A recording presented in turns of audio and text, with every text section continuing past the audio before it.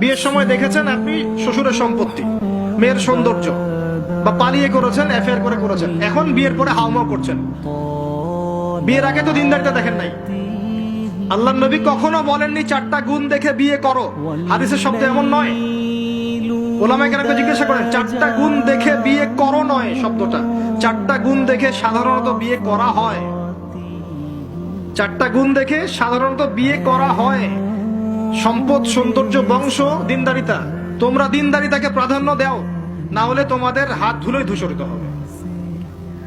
এখন দেখা যায় দিনী ভাইরা দিনদার ক্যাটরিনা কাইফ খুঁজতেছে।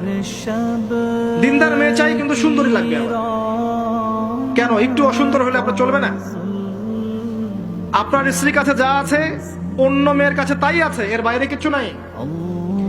আর 2 দিন পরে, 1 বছর, 2 বছর, 3 বছর পরে, 5 বছর পরে গিয়ে দেখবেন সব সমান হয়ে গেছে।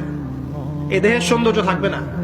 মনে তাকওয়া থাকলে, আল্লাহ ওয়ালা স্ত্রী হলে আপনি দুনিয়াতে জান্নাতে থাকবেন ইনশাআল্লাহ। দুনিয়াতে আপনি জান্নাতে থাকবেন ইনশাআল্লাহ। আর যদি ঘরে একটা বদকার স্ত্রী থাকে, তাহলে আপনার দুনিয়ায় জাহান্নাম, দুনিয়া জাহান্নাম। অতএব বিয়ের আগে, বিয়ের সময় খুব কেয়ারফুল থাকবেন। আপনি দিনদার মেয়েকে প্রাধান্য দেন, এবং মেয়েদেরকেও বলবো দিনদার ছেলে ছাড়া বিয়ে করে না। অনেক বড় চাকরি করে, অনেক বড় ব্যবসা করে, এটা সেটা, নামাজ পড়ে না, এগুলো দেখছেন না, সুদের চাকরি করে, ঘুষ খায়, আপনি রাজি হয়ে যাচ্ছেন। এরপরে গিয়ে পস্তাচ্ছেন যে হুজুর আমার সংসারে অশান্তি, এটা সেটা। এখন তো পস্তায় লাভ নাই, বরং আপনার সন্তানও হবে ওই নাস্তিক প্রজন্মের মতোই, নাউজুবিল্লাহ।